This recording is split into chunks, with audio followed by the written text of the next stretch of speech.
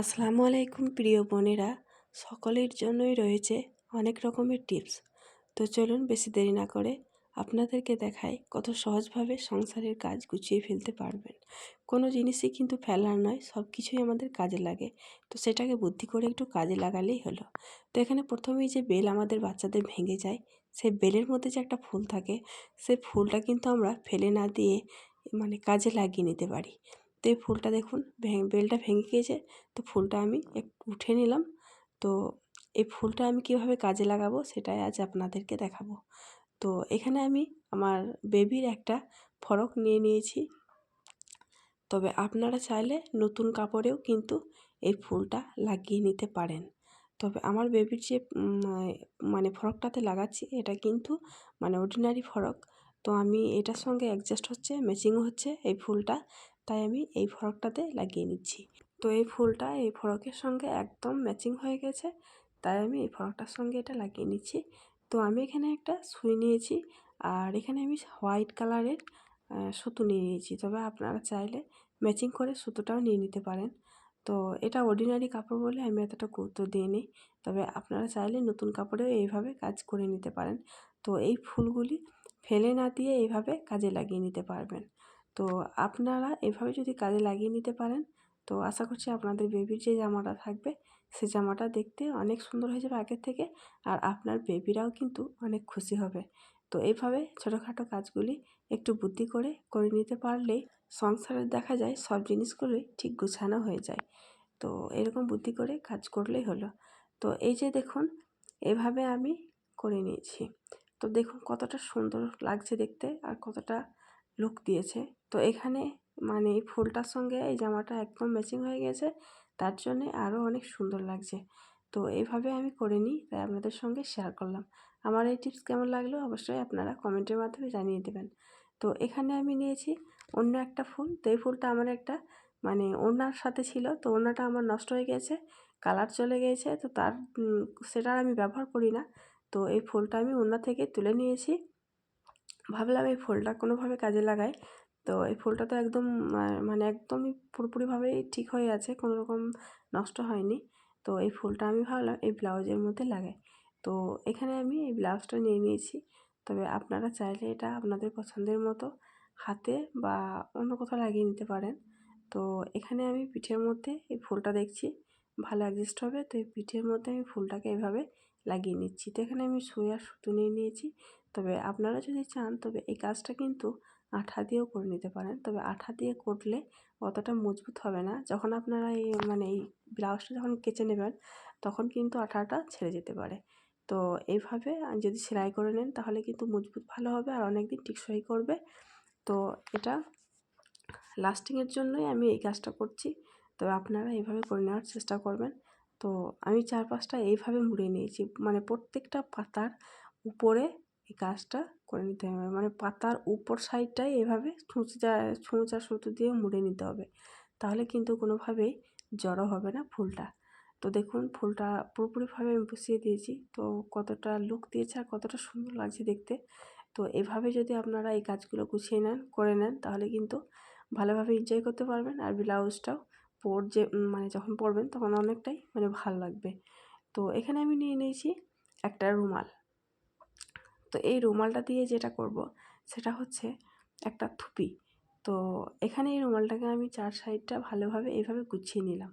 তো এভাবে গুছিয়ে নেওয়ার পর এই যে এইরকম একটা গ্যাটার কিন্তু সব বাড়িতেই থাকে, তাই না? তো এই গ্যাটারটার সাহায্যে আমি এই রুমালটাকে ভালোভাবে টাইট করে মুড়ে নিয়েছি। তো এই পেছন দিকে এইভাবে মুঠো করে লাগিয়ে নিয়েছি। তো এভাবে লাগানোর পরে আমি যে কাজটা এটাতে করা হবে সেটা হলো, কারো গলা ব্যথা বা হাঁটু ব্যথা, যে কোনো জায়গায় যদি ব্যথা হয় আপনারা যদি বলেন যে সেই জায়গাতে গরম সেঁক নেবো, তাহলে এইভাবে সেঁকটা নিয়ে নিতে পারবেন। তো চলে এলাম তারপরের টিপস। তো প্রিয় বোনেরা, সকলের বাড়িতেই কিন্তু কম বেশি এমন একটা প্যান্ট থেকেই থাকে।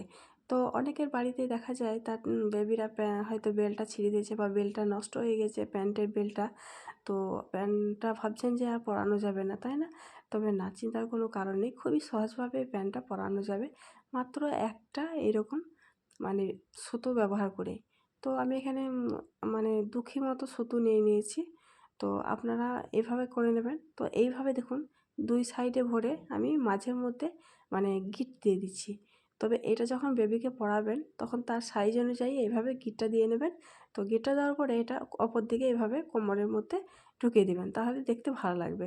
তো এখানে এই যে এইভাবে আমি এই কাজটা করে নিয়েছি। আমি আমার বেবিকে কিন্তু এভাবে অনেকবার প্যান্ট পরিয়েছি আর খুবই ভালো লাগে, অসুবিধা হয় না।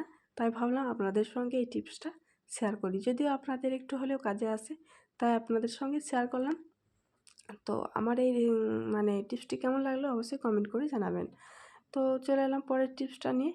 তো এখানে আমি নিয়েছি একটা মোবাইল। তো মোবাইল লাইটটা আমি জ্বালিয়ে দিয়েছি। তো রাতের বেলায় যখন অন্ধকার হয়ে যায়, কারেন্ট চলে যায় আর কি, সেই সময় অন্ধকারে সবাই কিন্তু মোবাইলের লাইটটা অন করে, তাই না? তো লাইটটা অন করার পরে দেখা যায় চোখে লাগছে। তো এরকম যদি একটা সাদা প্লাস্টিকের বোতল এইভাবে যদি উপর করে দিয়ে নিতে পারেন, তাহলে কিন্তু এটা তো চোখেও লাগবে না আর লাইটটা খুবই ভালো লাগবে দেখতে। তো এই টিপসটি ভালো লাগলে অবশ্যই লাইক করবেন।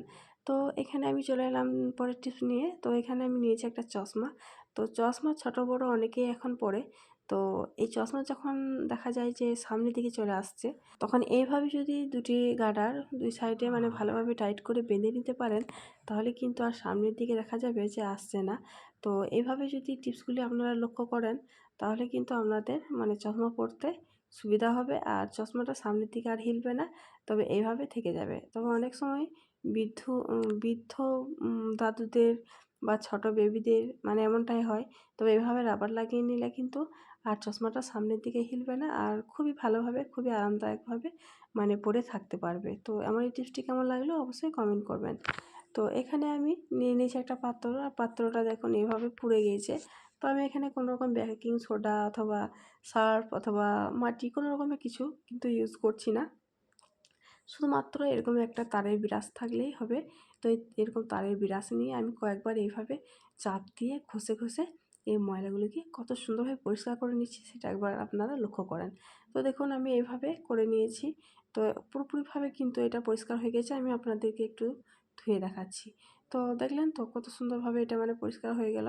তবে এখানে কোনো খরচা করতে হলো না, কোনো সার্ফ লাগলো না, কোনো বেকিং সোডা অথবা ইনো এসব কিছুই লাগলো না। তবে এভাবেও কিন্তু অনেক সময় কাজ করে নেওয়া যায় একটু বুদ্ধি থাকলেই। তো আমি আপনাদেরকে এই যে একটু ধুয়ে দেখিয়ে দিচ্ছি। দেখুন কতটা মানে চকচক করছে। কোনোভাবে কিন্তু আর পোড়া ভাবটা লেগে নেই।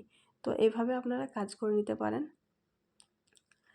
তো এখানে চলে এলাম অন্য একটা টিপস নিয়ে। তো এখানে ভাত আমি রান্না করার জন্য চাপিয়ে দিলাম। তো ভাত যখন ফুটে যায় তখন কিন্তু ঢাকনা উল্টে পড়ে যায়, তাই না? তো ঢাকনা উল্টে যাতে পড়ে না যায় তার জন্য আমি একটা চামচ ব্যবহার করলাম। এভাবে একটা চামচ দিয়ে দিলাম, তাতে ভাতটা ফুটে গেলে যাতে উল্টে না পড়ে।